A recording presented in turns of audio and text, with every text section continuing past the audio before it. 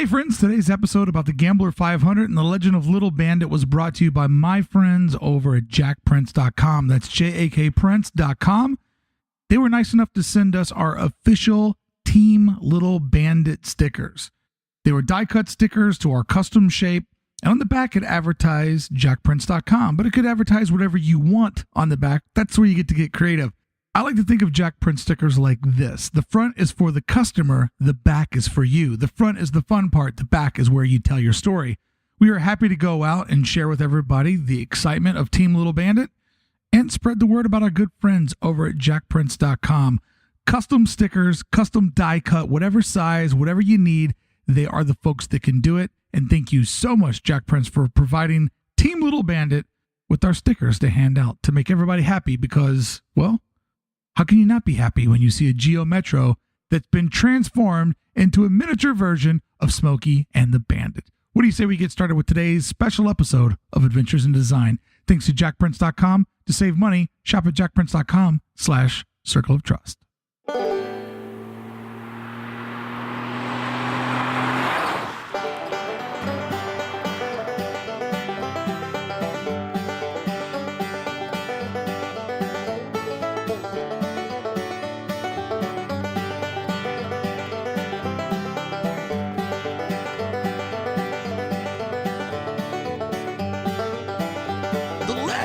Of Little Bandit,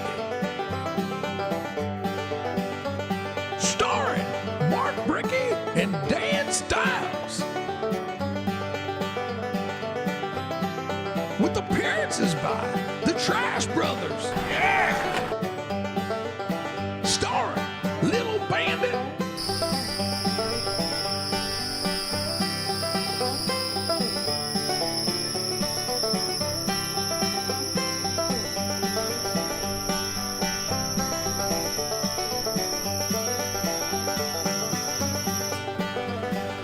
and Smokey, the borrowed Toyota pickup.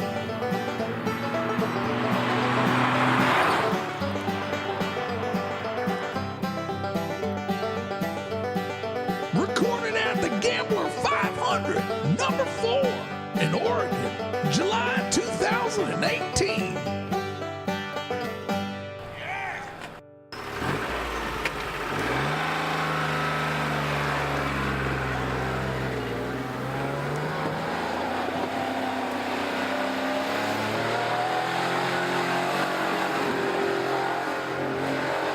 Good morning, everyone. Welcome to a very special Adventures in Design. I'm going to just take a moment to explain what you're going to hear regardless of who you are. If you're a regular Adventures in Design listener, good morning, good design, how are you? Welcome back. If you're a Circle of Trust member, thank you for paying my bills. But what I would like to say is Dan and I are not on the show today as two lifelong artists, creatives, professional creatives, people that have made a little bit of coin in this business. We are on the show today as gamblers, as men that played a game of chance. Now, by chance, if you're a fellow gambler and you've stumbled over here, normally the show runs like an hour and then it goes behind a paid wall and people pay to listen to the bonus content. Today it's just all free. Because if you're a gambler and you just wandered into the podcast, no art, no design, no business talk, probably a little dabble of inspiration because I feel inspired from this weekend. But today is our audio recap of what we learned by buying a 1993 Geo Metro for $500 and what? $521. You couldn't talk her down $21? I talked her down from $600. You know what I did? I showed up with $500 in my pocket, even though I knew it was a $600 car, and I didn't have any more money. She said, "Well, how about $550?" I said, "How about $500 plus whatever I have in my wallet?" Yeah, which turned out to be $21. There you go. $521 is what we spent to get our dream. And this is the thing that, before we get into the weekend, as I was explaining to people the Gambler 500, which as I know it, as you explained it to me, you buy a car for $500, you try to drive it 500 miles. Off-road, antics ensue, and it's literally one of those moments in life where life is about the journey and not the destination. It's an adventure. It is. And it's meant to be an adventure. It's not a race. It's not a competition. You can't win it by crossing the finish line first. There is no finish line. Right. It's probably the only place in life anymore in recent years where I've just been able to do something where you start it and you literally do not know how the story is going to end. There's no cell phone reception or anything out there. So you just, there's no Uber to call if shit goes wrong. You just show up in a place and do a thing and meet some people and just wing it. What I learned is most of the world doesn't understand that concept anymore. Like, I got hit with so many what ifs. What if the car breaks down? What if you can't make it back to your flight to LA? Because I flew to Portland to get back, to do this and all that. So I have that other variable. And I was like, I booked my flight for Tuesday instead of first thing Monday morning. We live in America. There's going to be some way I'm going to get back to PDX in time to fly back to LA. And if not, I'll just beg on sweet street justice on the behalf of JetBlue. I'm like, can I go out Wednesday? Like, I couldn't believe how fearful most of my peers were of this shenanigan that we pulled off. I had naysayers, and then I had people who were like, "Oh my God, you are my fucking hero." Those were the two directions it went. That people just thought it was the greatest thing ever, or just a giant, "What the hell are you doing? This is the dumbest thing I've ever heard in my life." But even the people that gave me a thumbs up still were paralyzed with the unknown. But the unknown was the point. The unknown is what made this a weekend that I will never, ever forget. And, I put up a post before we left, which was the photo of the car on my personal Instagram. And I said, 2 men in their 40s are going to go out and try to recapture the magic of a summer when you're 14. And I picked 14 for a very specific age. You know how I always say the 70s is when we had the most technology with the least amount of rules? Mm-hmm. 14 is when you're as bright as you're ever going to be, but not quite an adult. Because at 15, Dad starts going, you need to mow some lawns. So next summer, when you're 16, you've got the money to get the car to get the real job at Little Caesars or Sizzler or wherever you unfortunately start out your life. But 14 is that last little bit of skateboarding, hanging out till the sun goes down, watching the Cubs on WGN because it's too hot to be outside. It's truly not knowing better. That's the one thing I dislike the most about being an adult is that I know better. And it's hard to have fun when you know better. It is. Because you're like, oh, I got to get home on time. Or, oh, if I do that, I might get hurt. Or, if I drink too many beers, my head's going to hurt in the morning. Like, when you're 14, everything is just balls out. Right. And as you get older, everything becomes about the consequence that's attached to the action. Mm-hmm. And the wiser you get, the more you see the consequences. And you start to do this math of like, well, yeah, it sounds great to blow off work on Monday and just go to Palm Springs with my friends. But that means I'm realistically not going to get back to Wednesday. And then, then the next 3 days are hell. And then that ruins the next weekend. But when you're 14, you're just like, get me in the car. Let's go. Mm-hmm. And that's what this weekend was. So right out of the gate, Friday. Should we explain what the Gambler 500 is to people who don't know? Yeah, go ahead officially. Oh, basically, there are no rules. First of all, there is only one rule. The rule is don't be a dick. The entire thing is premised around don't be a dick. Whoever you are, wherever you come from, it's the one thing you got to follow. You don't need to buy a $500 car. You can show up with $1 million trophy truck if you want. It's a hell of a lot more fun than a $500 car. But it is a meetup of people who we all meet in a certain place, and we do a 500-mile off-road rally in a $500 car. The idea is to bring the most ill-suited car possible. So if you're going to show up in a Subaru or if you're going to show up in a 4x4 truck, welcome. Go ahead and do it. But the initial idea of this when it started was going out into the woods in like a Toyota Corolla and trying to see if you could make it 500 miles in a beater. Doing the impossible in a car that it wasn't meant for. Yeah. And that's how we came up with the Geo Metro. I was trying to find literally the worst car possible. Well, I mean, there's a lot of really bad cars. There's the Aztec, and there's, but the butt of a lot of bad car jokes is the Geo Metro. It's the tiniest, tiniest little penalty box that comes to mind when you think of like what's the shittiest car that jumps to mind. As you said the last time that we recorded and talked about this, it's an unbalanced machine. It is an unbalanced machine. It's only got 3 cylinders, so it is literally unbalanced. And when we rolled into camp, and this just gives you an idea of the company that we were keeping, as we roll into camp, there's a guy probably in his mid-20s, and the windows down, and our car caught a lot of attention because we branded it. We put marketing behind our car, Little Bandit. We had our good friends at Jack Prince make Team Little Bandit stickers. And everyone that we gave a Little Bandit sticker to literally acted like we just gave them like $100 bill. Like, oh my God, thank you so much. And when we're rolling into camp, these three guys are, probably a little bit buzzed. And the guy looks over in a car and he goes, whoa, look at that 3-banger. And I just love that people there know a Geo Metro has 3 cylinders in it. So they already know the odds that you're up against out on the open trails with basically half an engine. It's like a moped with 4 wheels. So I came out here. I flew out Friday morning. We were going to set off after having some coffee and kind of talking about different things we're going to do. We got in our car at 11 a.m. We were on the open road until 11:05 a.m. We were back in the driveway because it was more like 11 and 30 seconds. I mean, we were backing out of the driveway and all 4 wheels start hitting the fenders. Yeah. Like just, making that rubbing sound. And what I had failed, after I've been building this car for a while now and I've been testing it out, but I had failed to ever test it with a second adult in the passenger seat and all the gear in the back. So it went from being the car only holds 688 pounds.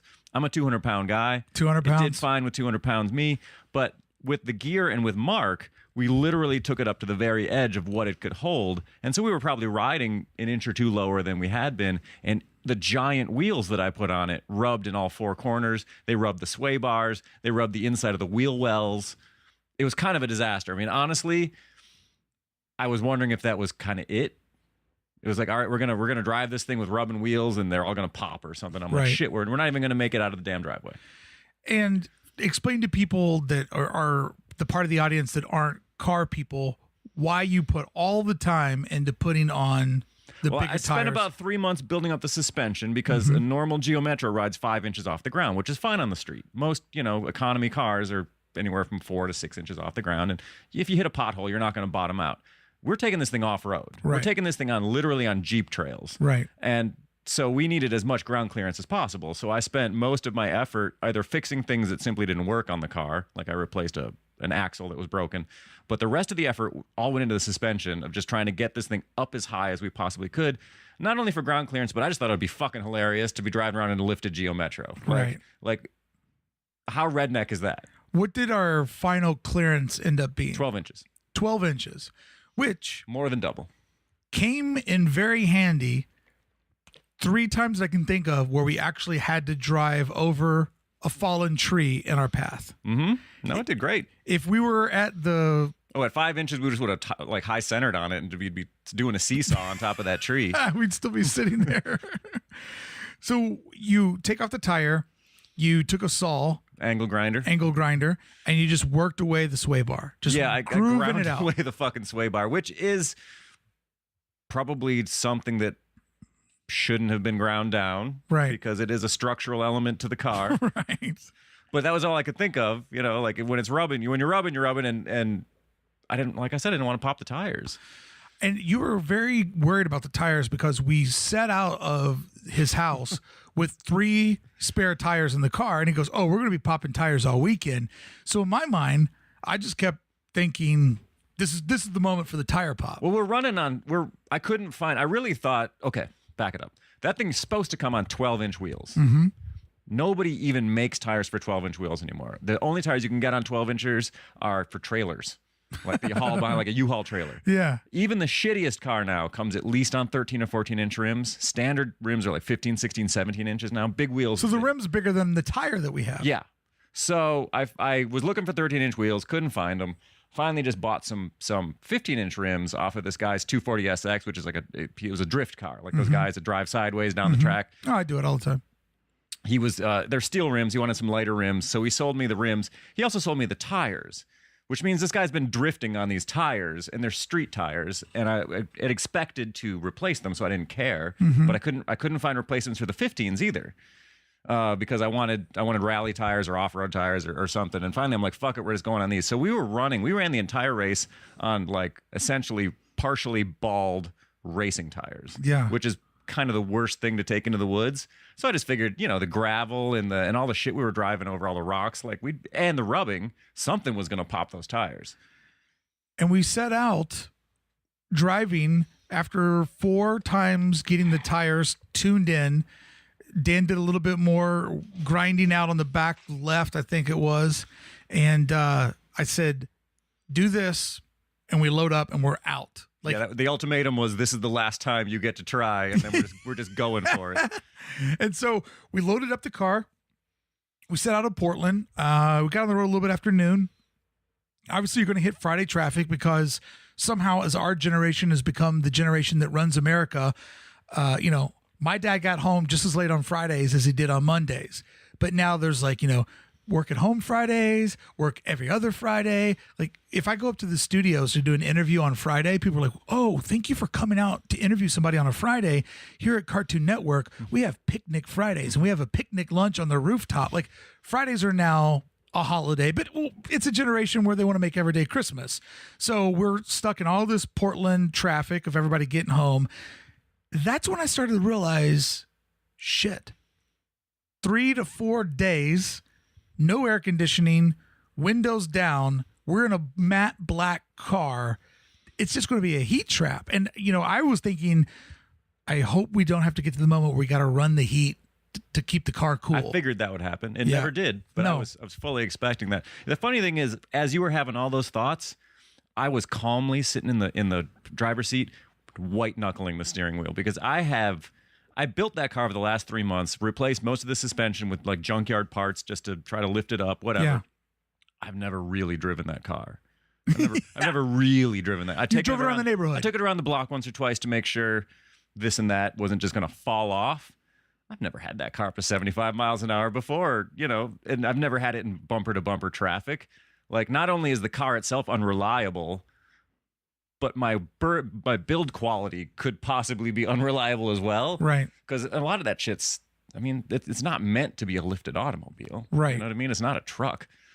And here we are out there in the Friday traffic, in the heat, bumper to bumper, just going for it. And when we were leaving, I would literally look over at the iPhone that was tracking our mileage, and like every 10, 20 miles, it started to be like, well, we're getting closer and closer to a moment where Gambler Town is closer to us than the Styles home in Portland. Yeah, at what point do we cross the Rubicon and there's no going back? Yeah, and that was kind of the countdown that was going in my mind, because I remember I looked over and like, hey, man, first 50 miles down, and we just were slowly chewing away the miles, and then we saw what we thought that we would see more of, and we didn't see a ton of this. We saw stranded gamblers in the emergency lane. So we pulled over because we're from that generation of like, somebody's broke down, you pull over, like they don't have a phone gamblers. too. It's also like there's this gambler creed, right? Of it's part of Don't Be a Dick, which is that everybody's there to help each other out, right? And so when I see some other guys doing the same dumb shit we're doing and they're broken down, of course I'm gonna fucking stop and help them. Yeah, yeah. And if they were more like, you guys need beers? Yeah, so the guy gets out of the car. I pull over. It takes a while to stop our car because the brakes aren't that great. So I probably pass him by, 50 yards. Got to reverse down I-5 on the shoulder. And that was the moment, too, when you go, reverse is down and over? Like you were literally figuring it out. So we get back to him. We pull up. The guy gets out of the car. He doesn't say, hey. He doesn't say, what's up? He doesn't say, thanks for stopping. He's like, you guys need a beer? And he's got 2 ice cold beers in his hand, like just holding them out for us. And we're like, we're driving, but thanks. That was the moment, though, when I realized that we had officially, even though there's not like a dead start line and finish line, we had beat someone at the Game of the Gambler 500 in that moment. And I was like, whoa, if we break down in the next 30 minutes, because our whole life for a weekend was an unknown variable. I'm like, if the next exit is our last, we made it one exit past those guys. And I kept thinking all weekend about those 4 dudes. They set out to do this quest, and it just it was too soon, too early, man. They never made it anywhere. Yeah. Like now it's just they turn to each other like, well, what do you want to do this weekend? It was over. Which brought me to one of my favorite moments of the weekend. I saw, there was a little caravan of all gamblers, and mixed in the middle, there was like a Honda SUV that had no markings on it. It was a car that you would want to have. I think it was a Pilot. Like, it's a car that you would like to have. And wrote in the back window, it said, gambler broke down, only made it 100 miles, had to borrow the wife's car because the gamble must go on, or, something like that. Some sort of like, because I got to keep gambling. And I'm like, the look on that wife's face when she just heard the front door open, some noise, and realized her keys were gone and her husband was too. It's like, oh, what a woman. What a woman. So we work our way down. We stopped in Lebanon. Lebanon. Not Lebanon, which I say in the video. Yeah, we stopped in Lebanon, which was sort of a meetup. And even though it wasn't the most impressive like rally and meetup, and we thought we'd get into a caravan there and then just be rolling deep the whole way, even though those expectations weren't met, it was the first time we got the taste of, oh, wow, we just walked into a community that everybody else is new to this community too, and everybody's just open arms. Like, you sit down at a table and the people next to you are like, where are you from? What are you driving? What are you driving? Yeah. And the conversation just flows from there. And we met our first Canadians. We met Canadians. We also met that guy from Chicago. What a hero. If we were making trading cards of all the people we met, lost guy from Chicago would get a trading card. He comes up. That guy was the best. What was it? The exact I love the exact thing. He's like, I don't really know what's going on. Like, where does this start? And in my mind, I'm like, dude, it started when you pulled out of your driveway in Chicago. By yourself. You were 2,500 miles into this gamble. Like, what do you mean, where does it start? One of my favorite things that I heard somebody say, they were talking about another Geo Metro, because I think we ended up seeing 5 or 6. Yeah, it was a popular car this year. A guy was walking by and he saw a Geo Metro that a kid was getting going or whatever, and the guy just says to his friend, he goes, every time you drive a Geo Metro, you're gambling. And I thought that was so true. But yeah, like, people are like, when's it start? In my mind, we had been out on the highway now for, a couple hours, 100 something miles, gambling the whole time, because we never really knew, like, everything that I saw on the map. Every time the phone's like, you're going to go 44 miles and then veer right, I'm like, I just hope we can make it to that veer. Oh, yeah. I mean, at any given point in time, that car just could have stopped. Yeah. And that would have been the best case scenario. What I was really worried about was at any given point in time, one of those fucking wheels is going to fly off. Right. Yeah, I didn't want to get hurt. That's the only thing I didn't want. I didn't want to get hurt. Like, I didn't mind if the car blew up. Part of me thought it was a romantic notion that maybe the car would blow up, and then the movie I shot for YouTube would be much more interesting. I mean, something to point out is that a 93 Geo Metro is the last generation of car sold in America that the way they built it for fuel economy, it's an economy car. And the way they choked fuel economy out of it was by making it very light. Less. It is an 1,800-pound car. And the way they did that is everything is substandard. Everything is smaller than it needs to be. It has 3 cylinders instead of 4. It's got 12-inch wheels instead of 13-inch wheels. Everything is smaller and lighter. 0 airbags, no crumple zones, no passenger protection. Like, it is literally a death trap. It's also that moment when they decided that it would be easier to attach seatbelts to car doors, which is one of the most annoying things to go through when the seatbelt like comes in off the door. Like, I hate that. And that was a big thing. Remember the cars where you'd sit in the car? Yeah, the little guillotine would cross that belt across your little neck. roller coaster on the edge of your car window sill that would bring the license or the strap up to you. So we left the rally. We were kind of on our own. We had to cut through a mountainous area. Yeah, we had to cross the mountains because the mountains run. The spine of Oregon is the Cascade Mountains, and so at some point we had to cross them, and we crossed between the I think the middle and south sister Santiam Pass, I think. That was interesting because there were moments when we would be going up an incline that we were cruising, but everybody else wanted to cruise a lot faster. I mean, us. that car. It scared me over 65, but it also really didn't go much more than 65, maybe 75. It just, especially uphill. Right. It was like pick up speed at the bottom, just floor it, and then when you start going up the hill, you're like, all right, got to drop from 5th to 4th. Got to drop from 4th to 3rd. Got to turn the hazards on because now we're going so slow that we're backing up traffic behind us.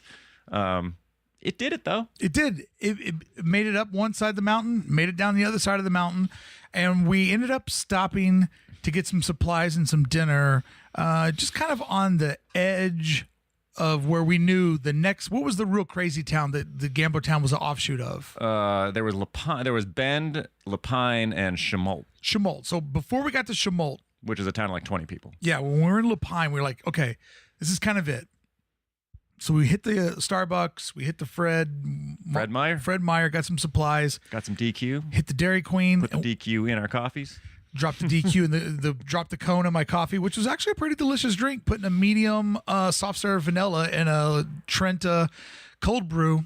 That's a way to get your weekend going.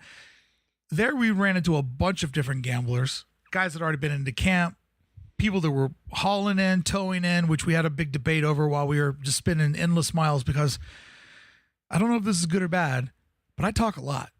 It's how I got this job. And Dan and I had no radio, no AC. We just hung in a loud little car and just talked about. I started losing my voice by the end of the weekend by shouting over the window noise. Over the window noise. Over the sound of poverty, as I call it, when you just drive around with the wind blowing in. I say the sound of poverty is the sound of a 2-liter opening and windows open on the highway. That just means that you can't get more out of life.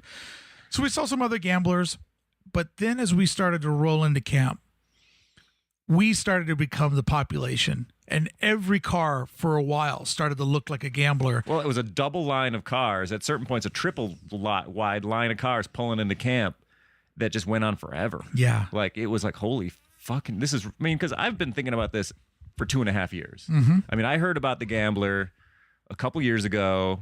Actually heard about the Detroit gambler first from reading a car blog, Jalopnik. And I was like, that sounds like fun. That sounds fucking crazy. I want to do that. I wonder if they have one locally. Looked it up, found out the Oregon gambler is the OG. It's the original gambler. It is the one that people come from miles around to do. And I'm like, oh, it's right here. Like, of course I'm going to do it. And as listeners of the show know, my wife was diagnosed with cancer last year. So I found out about the gambler and I was like, I'm doing this. And like 3 weeks later, I was like, no, I'm not. You know, I'm like, I'd be the worst husband on earth if I went and did that. 100%. You know, while my wife's sitting at home with cancer, taking care of the kids. So I shit canned it. But then we did it, built the car, got out there. And I think that when we were in line, it finally kind of dawned on me, like, we fucking made it. 2.5 years later, like, I'm pulling into Gambler Town. Well, for me, the whole weekend was broken up into chapters. Getting the car on the road was success number one. Getting to camp was that next big that was for success. both of us. It was a big deal of like, how shitty would it be if we never made it to camp? If we never got to see it. Yeah. If we went around telling everybody we're going to do this thing, and then we never actually got to see it. So I told Dan, like, when we rolled into camp, I'm like, car doesn't start tomorrow morning. I don't give a fuck. I'm happy. Like, we got to get to this moment. And I have to say, as far as life goes, I always enjoy those moments because, you know, I'm a huge TV guy, huge film guy. I've always tried to get my life to where there's moments where it feels cinematic.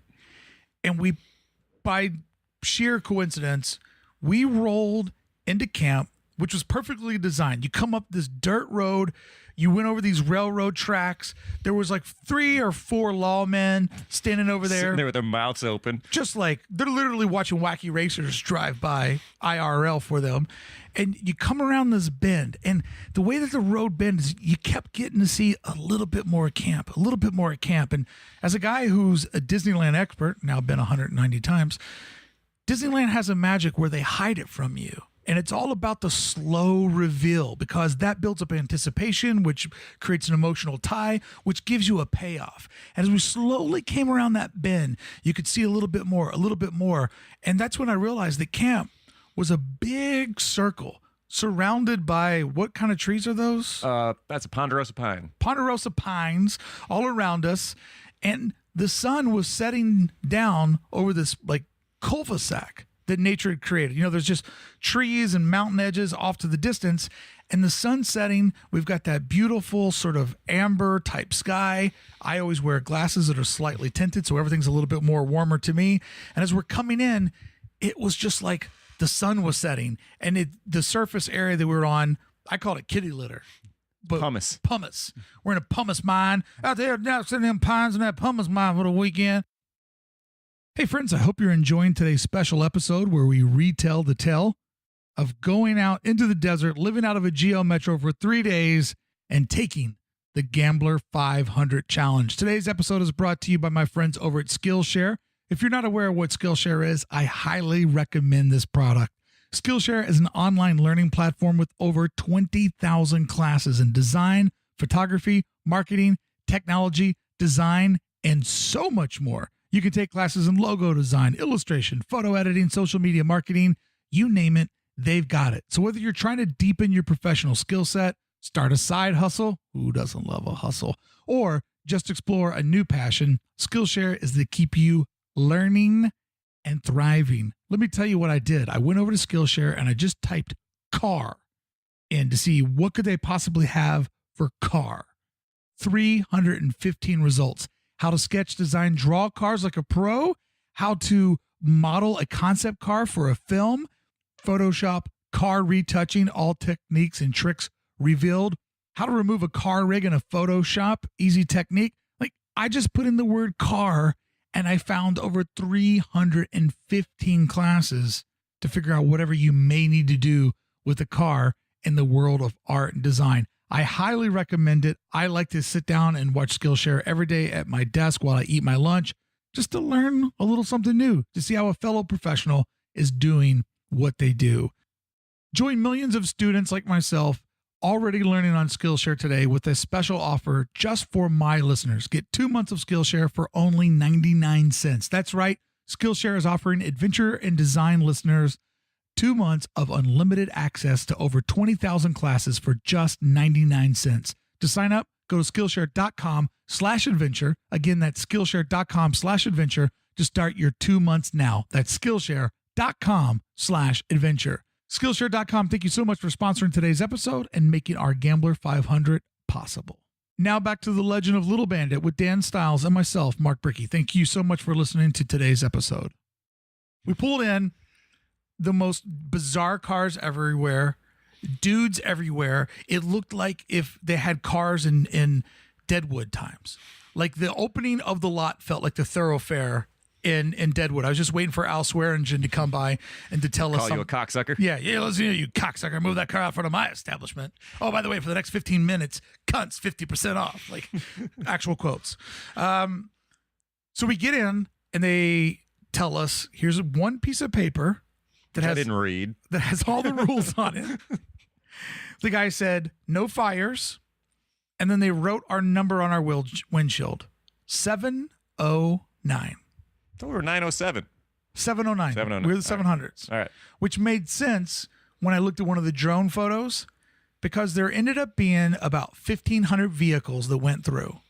That means we were almost dead middle in entry. We got placed in the dead center of the camp. And when I saw a drone photo and I found our car in it, I realized, like, whoa, we literally were in the eye of the hurricane for the entire weekend. We got a 360 view, also shot it with a 360 camera. We got a 360 view of everything that was happening in that camp from being in that middle by being like almost, 41, 50 cars away from being dead center of the people that pulled into camp. Didn't think about that, but we were in the middle. Yeah, we're right in the middle of it. And so we go in. I think that scene when we pull in is probably the most. I mean, I've been to a lot of shit in my life, a lot of music festivals, Yeah. a lot of crazy house parties. Like, I'm not naive. I've seen some shit, right?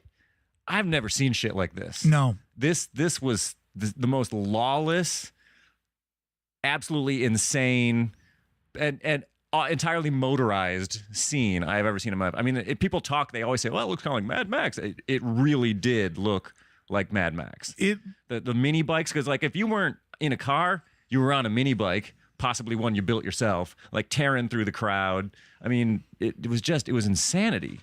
There were vehicles everywhere that you would, one of the funnest things became staring at a vehicle and going, what is that? Yeah, what did that used to be? Everything looks different with the doors cut off. I'll tell you that right now. You see a car missing all four doors, a non-factory paint job, and you're like, is that a Celica? Like, you have no idea what you're looking at.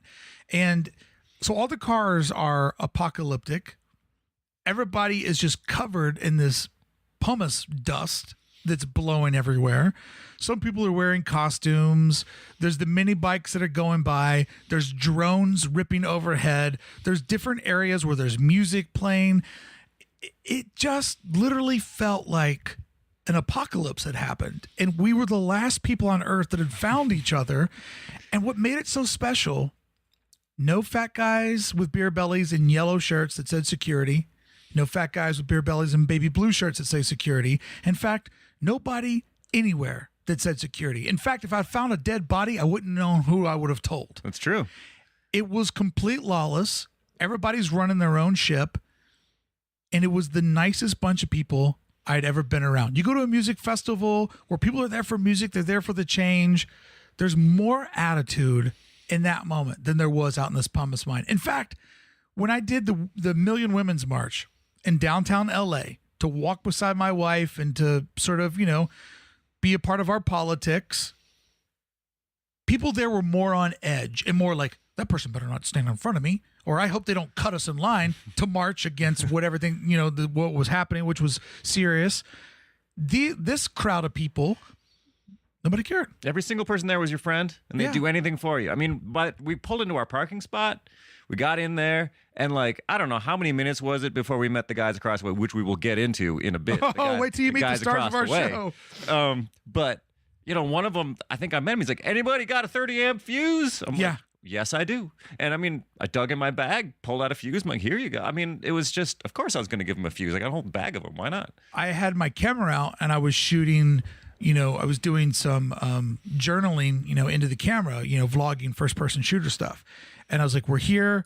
It's crazy. I felt like we accidentally went to Burning Man.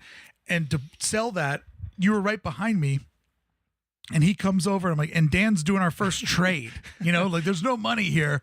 It's all about trade. Trading fuses. Trading fuses. But that was exactly the community that we rolled into. And I think that one of the things that was inspirational about the weekend is that because there were no rules and it was set with the overall golden rule, don't be a dick, which is kind of all the rad parts of the 10 Commandments, rolled into one cool catchphrase. Like, just don't be a dick, man. Just treat the guy next to you like you want to be treated. And it was just weird because there's a thing about human nature.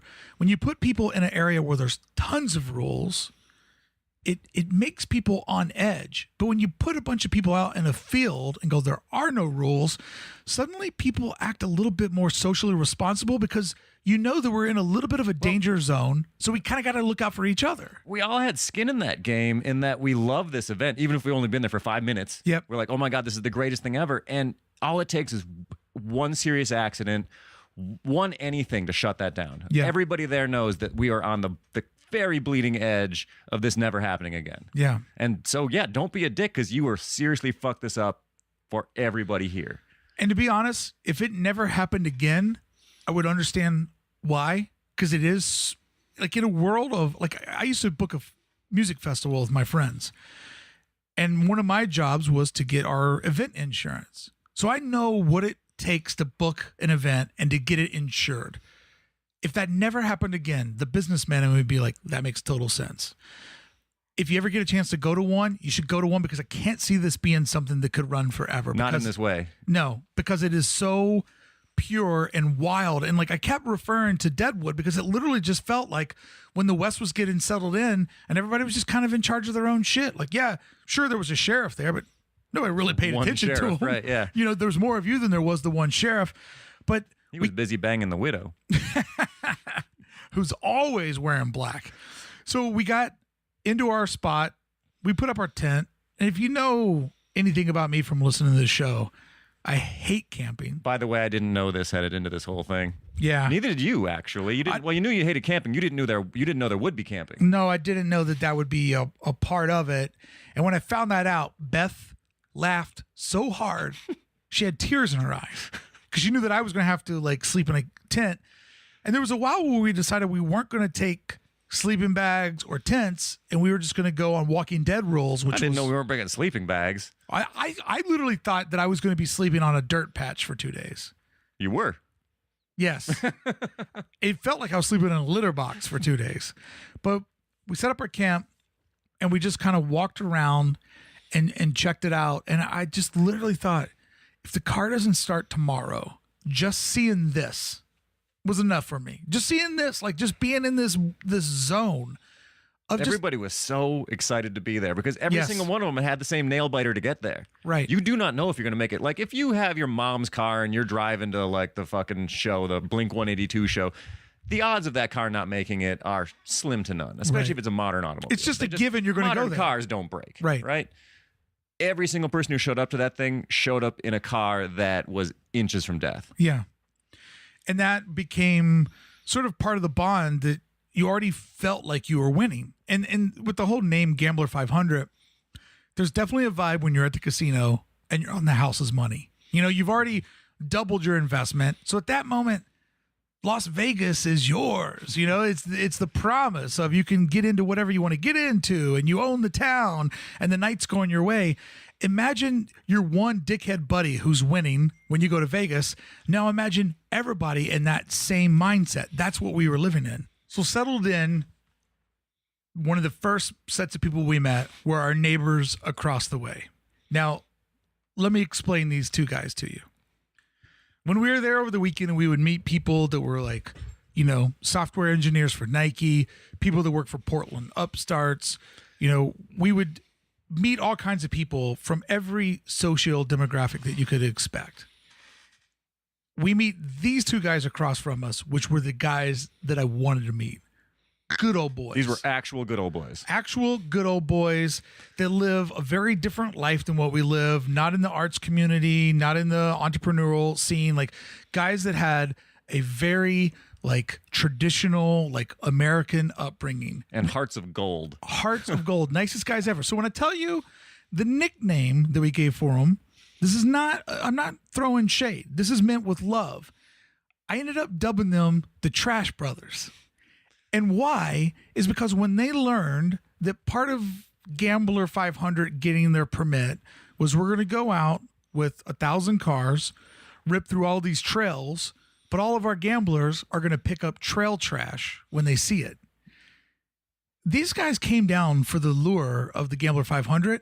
They ended up falling in love with getting any piece of trash they could out of the woods, where we would be driving ahead of them and they'd be like, they'd come on the radio, "Hey, Bandit, we're going to pull over. We just saw some trash." I never saw any of the trash. We they drove by found. that same spot 30 seconds before and didn't see any trash. But the Trash Brothers always knew. They always knew where it was at.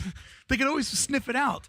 And here's what made rolling with the Trash Brothers the highlight of the weekend, meeting these two guys, is that we took our Geo Metro and made it look like Little Bandit. So from Smokey and the Bandit. They had a white Toyota pickup with a blue, like volunteer fireman siren on top. So imagine this. Little Bandit comes flying down a dirt road. Then following behind is a white government-looking truck with a blue siren on top. We were Smokey and the Bandit on a fucking budget, and I loved it. And come to find out, the Trash Brothers had borrowed this pickup truck from somebody. It was somebody's brother's truck or something like that. And they're like, "We got to wash this before we get back." I kept getting, because, you know, they were complete sports about me filming things and, you know, letting me out of the car so the cars could drive by me. And they even let me get in the back of their truck. And dude, when they knew I was hanging out the back of their truck doing, you know, budget drone shots of Little Bandit, they were such gentlemen that they drove the car so overly cautious. Like, they were just the nicest two guys that we would never meet in normal life. Nope. Like, those two guys and you and I are at a concert or at an event. We walk by each other. We never talk to each other. For the weekend, we were all Trash Brothers. They were our best friends. They were amazing. And so Saturday morning, we got ready to get up and like, "You guys heading out?" We're like, "Yeah." And he's like, "Do you mind if we follow along?" Well, they didn't show up like, I mean, I know you're supposed to show up at this thing sort of ill-equipped, right? Right. The point is not to overthink this because you really don't know what this is going to be. But I will tell you that they do release a set of waypoints before the event. Now, they don't really very officially release them. Like, the way I found out was that I got them off of a Facebook group that I belong to of other gamblers. So this list of waypoint comes out, and I'm like, well, I should probably figure out where these are and plot them on a map and maybe figure out how to get there from camp. So I sat down and I did some mapping. They did not do any mapping. They literally just showed up in this borrowed truck to run the gambler. And so they had no idea where they were going. So they were like, "Can we just follow you?" The thing that made me love the Trash Brothers so much is that their hearts were so in it. They didn't have the proper car. They'd both tried to get a car together, but it just didn't work out. So they didn't have the proper car. They, quote unquote, borrowed a truck from someone. They didn't show up with a map. They didn't show up. Like, they almost sound like two guys that heard, like, hey, there's a music festival happening 2 towns over. And they just went and just wandered in, like, oh, what's this Woodstock all about? Like, they, you know that somebody had to wander into Woodstock not knowing what it was. It was the Trash Brothers. Love those guys. So we set out on the road. They're following behind us. And then this magical moment happened. He picks up the CB radio. We decided we were going to roll around on 25. Mm-hmm. And we just hear, hey, Bandit, we're getting a lot of dust back here. We're going to break down a little bit. We're going to slow down. And I'm like, did he just call us Bandit? We just got called Bandit. Like, officially got called Bandit, which as a kid that grew up loving Smokey and the Bandit, holy shit, put this one on the list of accomplishments. I never thought would happen. The 10-year-old version of me is doing emotional kickflips. Somebody just called us Bandit. So then we called them Smokey. And we just... Which was because they were eating our dust the whole way. Until we took a wrong turn down this trail, and we're like, this isn't the way we're supposed to go, because we're reading these weird maps, and the car's vibrating and shaking. So, when you're in your air-conditioned chariot going down the 405, yeah, you can look over on your Siri's phone. also telling you where to turn. Right. Like, at this point, all phones have a GPS radio in them, right? Which pretty much works anywhere on planet Earth. Right. It'll ping the satellite.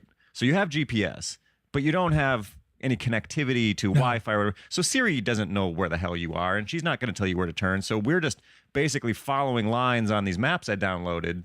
And yeah, we took a right instead of a left. Where we were was a labyrinth of trails. Right. It is if you were to zoom in on a map to the point where you could really see what was going on in there, there were thousands and thousands of trail lines. And when we got going, we picked a wrong trail line.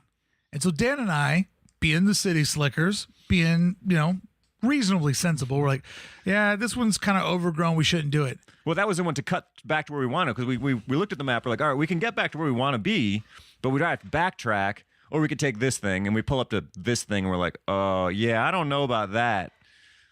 Not the Trash Brothers. They were like, well, why not? And they just fucking... Like, gunned it. Yeah, go. They just gunned it. They just took off like the good old boys that they were. And so now, in a flip, Little Bandit is trying to keep up with Smokey, and we're just riding behind them, and they were just cruising. We it. ripped through that trail. This trail, to break it down to you, it was dugout tracks. So It's like a 2-track. Yeah. 2 tracks. So there's a rut where your left tires go, a rut where your right tires go, and then the middle was just overgrown. Like, there was brush, plants growing up that were a good 2-3 foot high in some spots. So as you're ripping on the dirt, The sides of the trail were growing in too, though. Like the trees were coming in from the right and the left as well. Yeah. So they're flying it, like the brush is smacking the bottom of the car and breaking over the hood. But also, you and I are getting hit with trees that are coming in through the windows. 100%. There was 3 points of contact. I've never had a duck inside a car before. And we were ducking every 2 or 3 minutes.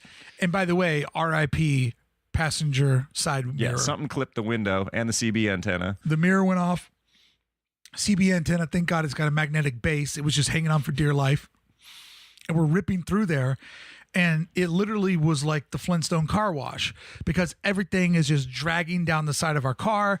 And that noise of all of the vegetation that we're ripping over the top of, like coming up on the bottom of our car, it was scary. It was dangerous. We were laughing. We were laughing so hard. So hard the whole time. And part of what made it was funny is that the brothers were just, and I don't even think they're really brothers, they were just ripping in front of us with extreme confidence. Like, they got into that zone and they're like, let us show you how it's done. It's like the Matrix opened up and they were finally in their element and they just took off from us. I mean, if another car had been coming the other way, it was a 4 or 5 foot wide trail. I mean, Yeah. it would have gnarly head on cliff, because we were going 30, 40 miles an hour through there. Which in that environment feels like 90 miles an hour. I mean, 40 is fast on a trail. Yeah. With no visibility. The Return of the Jedi, they go to the Ewok planet. Yes, Endor. And they're Endor, and they got the speeder chase. We did the speeder chase. Yeah. And when they're on those speeder bikes, they're always avoiding all of those trees and going back and forth. That's exactly what it looked like, but it was a Geo Metro from the year that I graduated high school. We made it through the trail. They were so far ahead of us because they had extreme confidence that we pulled up upon the Trash Brothers, who are now just celebrating this moment by doing donuts in this open pit of loose, light brown sand. I mean, just letting it fly around. They parked the car, and then I got to see the highlight of my weekend. The cooler. Is this the...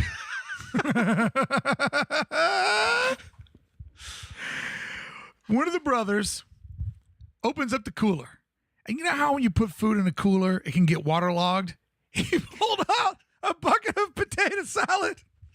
He pulled out a bucket of potato salad where the lid had been compromised. So it's a full aquarium with potato salad floating in it. And he just popped the top, poured the water out. And as he pulled the water out, he started singing a song and goes, "It called me potato salad, called potato salad." And he's just like singing as all the water drains out of his potato salad.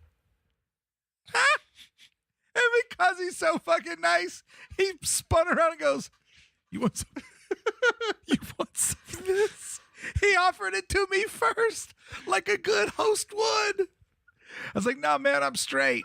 And he just demolished what was. Did he eat it with his hands? 100%. Just scooping it out, raccoon style. Just scooping it out of the bucket. He threw the bucket in the back of the truck, and then he pulled out.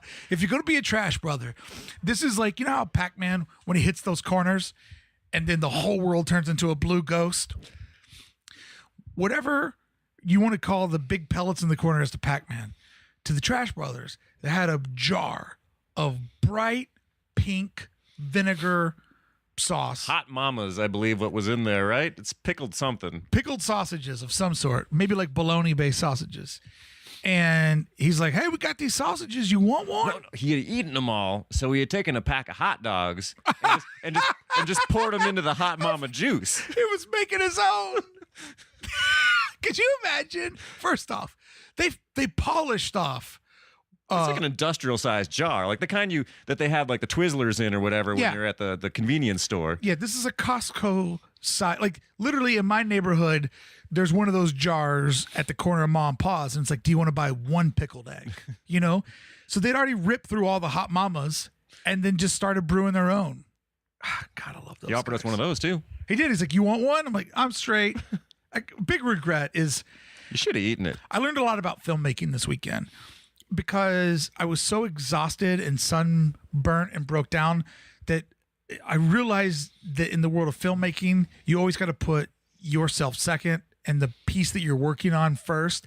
And one of my biggest regrets was not filming myself in the middle of the dustbin eating one of the homemade Hot Mamas. Like, you live and you learn. I mean, it was so fatiguing doing all this. Oh, it was tiring. We were beat up, and this is the beginning of the day already. Yeah, and That was the best trail of the day. that was probably the highest of the high because we were excited to get our car out on the trail. We were doing something that felt illegal on top of stupid. on top of layers of illegal. Like, it was the most lawless moment. And the biggest part is we were still getting that cool woods breeze, and the sun hadn't started to beat the shit out of us. And also, think about this. As a human, we're not meant to be in that thing at Home Depot that mixes the paint for 10 hours like we were. So we leave there. We take a series of trails. We let the brothers run for a while. Well, so we drive up to are we getting to the point where we get to Big Hole? Oh, no. Go ahead. Well, I don't know if we got into Big Hole yet. It's a long trip. I don't want to jump ahead in the story. No. I was going to jump ahead. So you hit the big hole, Well, I mean, from there we followed the map. We got back on the map. right? Got a little bit of had to take a little bit of pavement to get over to the trails that go to Big Hole. We drive to the top of Big Hole, which is a big hole. You drive up the side of it, and then you look over the edge, and it's this. I mean, how big was that thing? It was literally, as a guy who was an NFL season ticket holder for 6 seasons, go Bills. It was literally like standing on the edge of, It's always going to be Ralph Wilson Stadium to me. It was like standing on the edge of the stadium where the Buffalo Bills play football. Yeah, so we were on the rim of a football stadium. 100%. Nature just decided, I'm going to put this here. It looked like a meteor had hit the earth. We're on the rim of this and suddenly this is a waypoint. We're supposed to be there. And other gamblers start showing up or like popping up around the top of the rim. And there was a trail that you could see that ran down through the bleachers to the bottom of the playing field, to the 50-yard line. Yeah, where they flipped a quarter. And the Trash Brothers were going to do it. They were like, they were set on it. We're doing this. And Mark, I think, was like, I want to get some shots over here. We'll catch you. So they circumnavigate the top of this thing to go to the other side to find the top of that trail. And, Mark and I hang out, and, Mark takes pictures and does whatnot. And City boy stuff. Yeah. And then we get stuck. Apparently, maybe you're supposed to circumnavigate football stadiums that you find in the nature counterclockwise. I didn't know this. So we start going clockwise and start bumping into gamblers coming towards us on this. Was that even a trail? Like, I don't know what that was. It was one of the trails that we drove on the day where they're just literally jagged rocks pointing out of the dirt. So not only are you driving on this trail, but you're always trying to like shimmy to where you're not going to hit the rock. Trying to set it so that those aren't going underneath the car because they're going to gut it. Yeah. Unless you've got, even with our 12 inches of ground clearance, I'm like, I'm not sure we're going to get past those. So you're either going around them, or if you have to, you're going over them. Strategically. And you're trying to dodge gamblers coming the other way. And I mean, when we're talking gamblers coming the other way, one of the cars that I remember passing us was a full-length 70s model Cadillac convertible. Bullhorns on the front, and he was trying to go over this bend to get around us, and there's just dudes everywhere. And the guy drives and goes, "You guys get off the fucking car for a minute. Let me get around this." So they all jump off the Cadillac. He makes around. He's like, "All right." They jump back in, and I have footage of that Cadillac just driving back off into the brush. But yeah, that was absolutely wild, driving around the edge of that. And you and I kept thinking, we could probably get Little Bandit. We'd get down. We'd get down. Never get back up. I was just in the loose soil with that much of a steep grade with a two-wheel drive, front-wheel drive car on street tires. We'd never make it back out. The writing was on the wall. It really was that we were going to get stuck. This was us knowing better. Yeah, this is, I mean, because which it would have been a funny gamble. It would have. But that was always the interesting thing. Would have been a day ender, too. But that would have been the interesting thing, is that we knew that there was a calculated risk in doing all this. But you and I were always trying to, in moments, minimize that risk for human safety, for making it back home. And also, I think there was a part of us that really got attached to the car, because I was thinking, we bought a car for $500. We're going to take it out to the woods, and eventually I'm just going to drive it into a tree. I was going to beat this thing to death. That was the original notion with this thing, was I'm going to get the car I hate the most, and I am going to take it out into the woods, and I am literally going to flog it until it falls apart. There was one part of me, though, that, if we would have been with friends that I knew were going back to Portland, it would have been rad to put the concrete block on the gas pedal and to launch it into that stadium that Mother Nature had built, just to see that little car just roll down. Louise style. So we end up, when we leave there, because we don't want to be bullies, we let the Trash Brothers lead. Well, we were on top of this thing. You had great view. We had the first Wi-Fi we could connect to in a day and a half. Great connection. And you could see our next waypoint, which was Fort Rock, which was miles away. But we'd gotten out of the woods, climbed up this volcano, wherever the hell it was, and we had now hit the Oregon Desert, which is just flat and smooth and dirty for as far as the eye can see, till the curvature of the earth or the flatness of the flat earth or whatever it is cuts off in the distance. And on the edge of that flat earth was Fort Rock sticking out. So we could see where we were going to go. And they were like, well, you can see the trails. They're like all over the place down there. And we're like, all right, you want to lead? Like, and these are I don't want to be a jerk. These are men that when the apocalypse happens, they're going to take care of guys like us. They're going to kill us. Right. Wear my face as a mask. But no, these are guys that, like, it's just there. In their world, it's like, it's just there. It's that simple. I don't need no goddamn phone. I don't need any map. I can see it. I know how to get there. So we followed them on one of the bumpiest roads we'd ever been on. And I believe the road that we were on was like a farmer's perimeter line. You know, like, we were following a fence line. So I believe this little road, if you want to call it a road, is meant for a farmer to go around and to put maintenance on his fence because he happened to have livestock. So you'd want to babysit it and keep it right. So we're just cruising along. All of a sudden, we hit an intersection. There's only one problem. The path that we're on is a dead end. There's a road straight of us. There's a road to the left, which we definitely don't want. And there's a road to the right. But barbed wire is separating us from all these options. Yeah, they're all fenced corrals. Yeah. And I look at the map and I go, if we take a right and we can go on that dirt road to the right, that will get us to the nearest paved state road pretty quickly. We could take a left. We can just haul down like maybe a mile or two down the road, and then we'll be at that big rock structure where we're trying to get to. So one of the Trash Brothers does what he does as a survivalist. He opened the gate. And what a gentleman. Let his truck drive through. Little bandit drove through, locked the gate back up, got back in the truck, and we set off until probably the day's biggest event happened. Horses. Yes. We had just let ourselves into a farmer's horse corral. And horses, by the way, are expensive.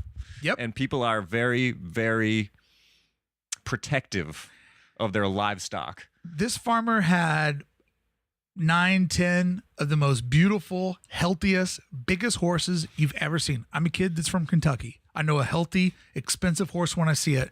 We probably had, I don't know, $300,000 worth of horses staring at. They were friendly. They came. I was like, I thought they'd run away. I was like, all right, this sucks. We are now in this farmer's corral. Yep. There are his horses, but horses, they're going to get spooked. They're going to move. It's a big corral. Yeah. We've been driving next to it for like 2 miles, so they'll go somewhere else. Instead, they're all like, hey, you got an gamblers. apple? You know? Yeah. And they start coming towards us. I'm like, oh, man. And then as we go through this corral, we realize that the other gate is at the farmer's house. Yes. And that gate isn't barbed wire with a slip knot around a post. It's like a metal gate. It's a proper gate. It's a proper property gate. So going on one side or the other part of that gate, there's no two ways about it. You are officially trespassing. In his corral. Yes, where there's probably 300 grand worth of horses running around. I'm going to assume that he's probably attached to them at some point. So that's when one of the brothers just goes, hey, he's already got this is a guy who knows his way around trouble. He's already got an alibi, a story. We're gambling and we got lost on the map. We saw this road. We're just cutting through. It won't ever happen again. We won't be in these parts. Like he had it all memorized, had the whole story. He was just going to tell the truth, basically. Honestly, Yeah. That's what it was. Yeah. But he had it in a way where it was like as least offensive as possible.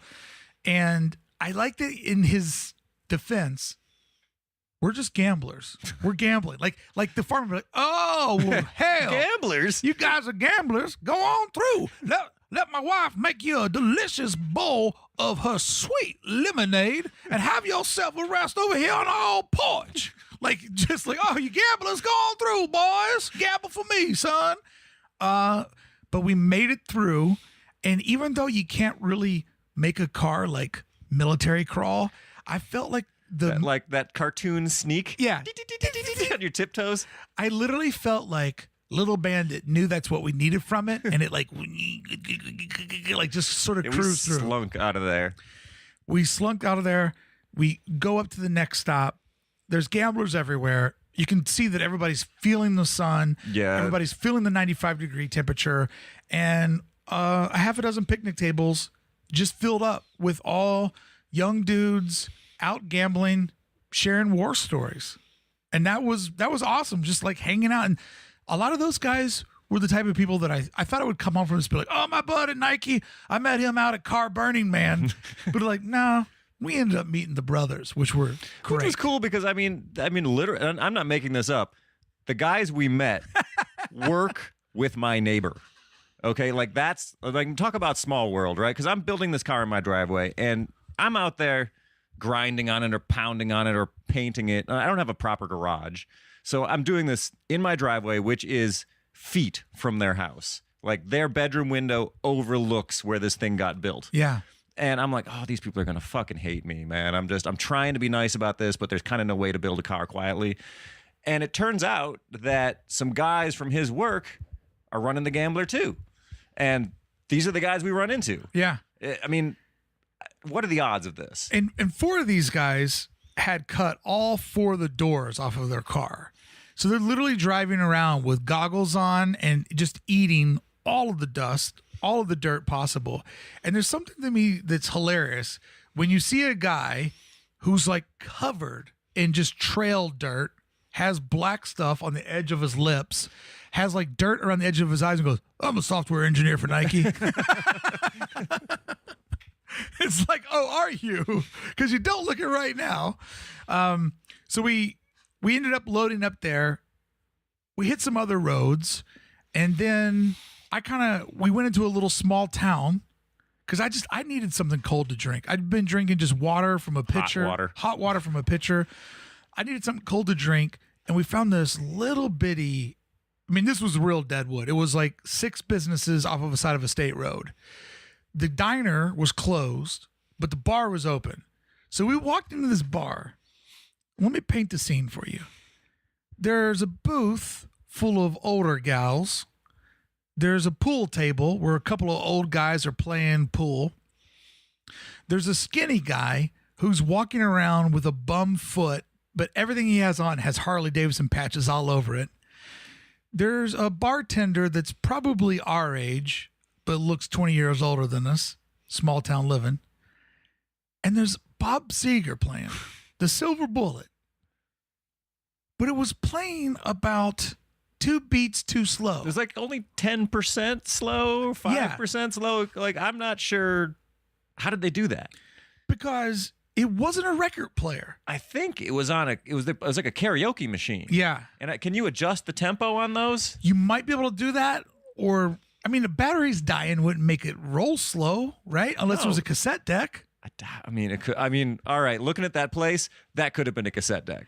And it was just like, down on Main Street. It was the whole album too. It wasn't just one song. They were playing the whole album. And there's an old guy who's playing pool, and Mama's over in the corner in the booth, and like me and my wife are 50-50 in our relationship. Like we're 50-50.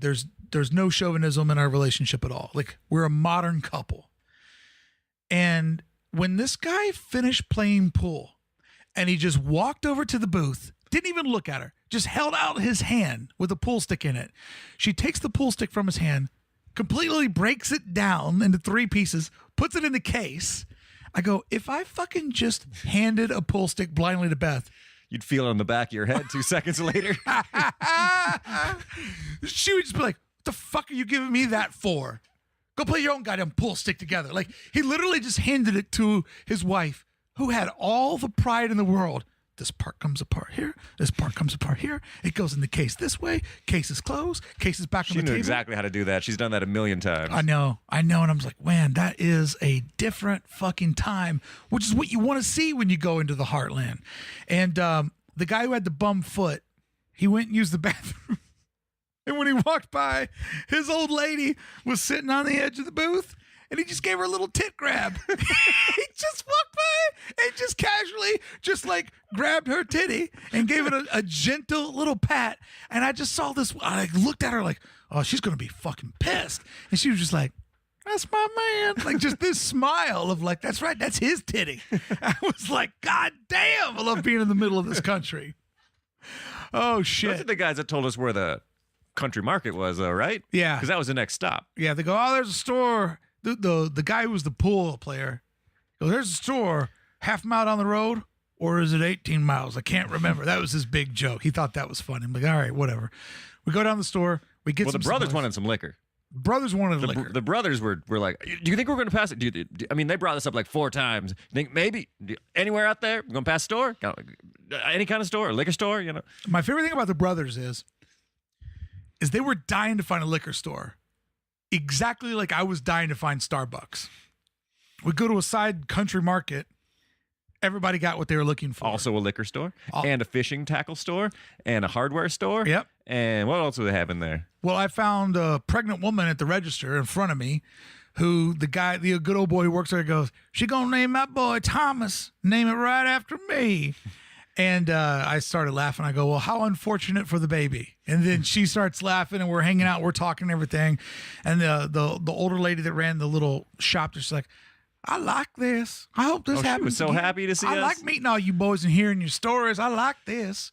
And she liked me as a customer because I bought every I bought You cleaned them out of cold brew. Yeah, they had Starbucks cold brew. I bought every single bottle, as well as a Little Debbie zebra cake to get me in a good spot. Whew! Dan and I sat out on a bench. I've never done that before. I've never sat in front of the country store and like just watch the road go by. You know, like every Southern movie you see, there's the old guys sitting in front of the country store talking about old guy shit. We did that. We did it. Never done that before. We sat out there and literally we used a tie-up post for a For your horse. horse. Put our feet on. Put a footrest up there. And it was funny because people would park their car and start a conversation with us. Well, I mean, we're sitting next to the gambler. Yeah. Every good old boy that we found that lived in that community, like that one guy we found that was also eating like a Little Debbie snack cake. So what is this Gambler 500? And as we explained it to him, it was like Their eyes would light up. you could see him being like, I wonder if that car underneath that blue tarp will start on the side of my house. That one guy we met at the Dairy Queen like the day before was asking about it. He's like, what are all these cars? He's like, we explained it. He's like, that's a redneck's dream. Yeah. And he was like, next year I'm in. Oh, that guy's gambling in 19. No doubt about it. We hit that little store.